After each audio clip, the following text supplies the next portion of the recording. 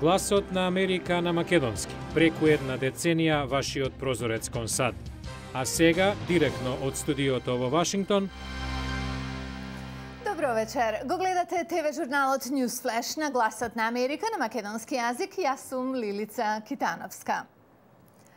На Джулијан Асанџ од Wikileaks, Британија му ја одби жалбата и ќе биде екстрадиран во Шведска. Пресуда падна и за Чарлс Тейлор, поранешен председател на Либерија, а почина Док Ватсон, легендата на светската музичка сцена. Следи повеќе. На најпрвен за американската политика, каде нотираме дека поранешниот гувернер на Масачусетс, Мит Ромни, дефинитивно ја има врака номинацијата на Републиканската партија за председател. На вчерашното гласање доби околу 88% од расположивите 150 делегати на оваа сојузна држава, што ќе рече, сега има далеку над потребните 1144 делегати и во Тампа, Флорида, во август, неговата партија официјално ќе го избере, заедно со неговиот избор за подпредседател.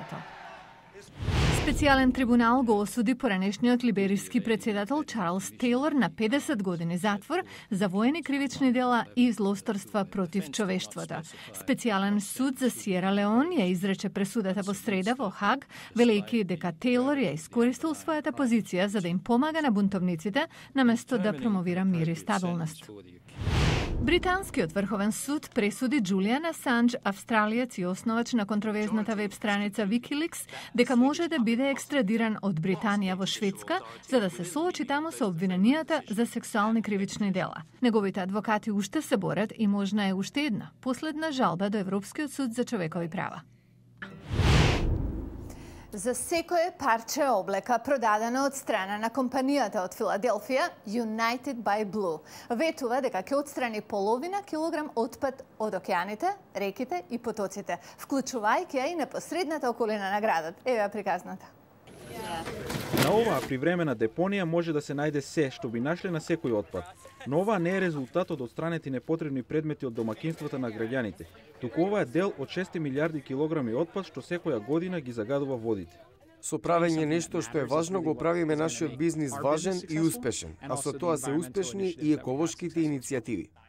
United by Blue е модна компанија со акцент на животната средина. За да го оправда името, компанијата секое лето, еднаш до 2 пати неделно организира чистење со своји вработени волонтери како Али Канестри.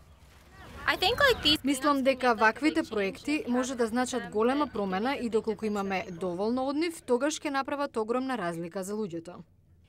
По 60 расчистувања минатата година, United by Blue успеала да отстрани преку 36.000 килограми отпад од водите.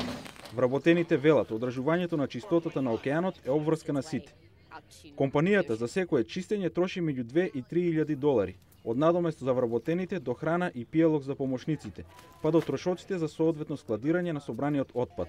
Но Джейни Лукас, бизнис експерт, вели тоа не е загуба. Напротив, додава на вредноста на облеката што оваа компанија ја произведува. A lot of people will do that type of thing mainly simply as a marketing ploy. Многумина мислат дека оваа активност за компанијата е само маркетиншко средство, но се работи за искрена определба за конзервација на водата и тоа е сосем автентично. За Лајнтон, ова е многу повеќе отколку уште една компанија што продава маечки. Националната администрација за океански и атмосферски промени предвидува колку урагани со каква јачина ќе има во сезоната што започнува во петок. Предвидувањата засега се нормална сезона. Ако ова звучи како порака за опуштање, не е. Стручњаците велат вистинската порака е бидете подготвени. Многумина жители на југоисточното крајбрежје на САД влегуваат во овогодишната сезона на урагани што започнува на 1 јуни. Со се уште свежи сеќавања на уништувачката сила на ураганот Катрина. Невремето во 2008 поплави 80% од Њу Орлеанс, оставајќи стотици илјади луѓе без покрив над главата. Овој август одбележува 20 годишнината од ураганот Ендрю, ураганот категорија 5 што ја погоди Јужна Флорида и причини материјална штета во износ од 26 милиарди долари. Првиот човек на Националната метеоролошка служба Крис Вакаро вели дека поуката од Ендрю е бидете подготвени. Ураганот Ендрю беше првото невреме во сезоната на урагани што таа година почна мощне доцна и произведе само 6 бури. Во просек од една сезона произлегуваат 12 урагани. Роберт Дитрик од Националната администрација за океански и атмосферски промени за регионот на источното американско крајбрежје и Мексиканскиот залив, заедно со Карибите, вака ги сумираше информациите. Не очекува речиси нормална сезона со 9 до 15 тропски невремења. 1 до 3 ќе бидат со потенцијал да се претворат во урагани од категорија 3, 4 или 5. Оваа прогноза покажува помала активност споредено со изминатите неколку години, но експертите очекуваат продолжување на условите поврзани со периодот на големи активности со започна во 1995. Джуди Кари од Школата за атмосферски и науки за земјата при Универзитетот Џорџија во интервју преку Skype верува дека интензивната активност на Атлантикот ќе потрае.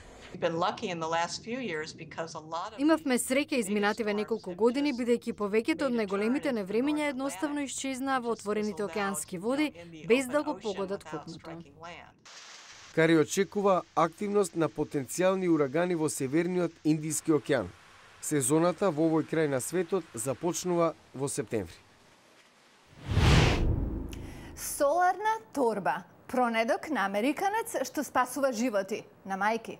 Гледајте на утре, ќе ви кажеме повеќе. Половина милион жени умираат на пораѓање секоја година. Еден лекар вели, има изум таа цифра да ја намали. Гледайте во утрешен Ньюсфлеш. И дојдовме до крајот на денешното издание на Ньюсфлеш на Гласот на Америка на македонски. Јас сум Лилица Китановска.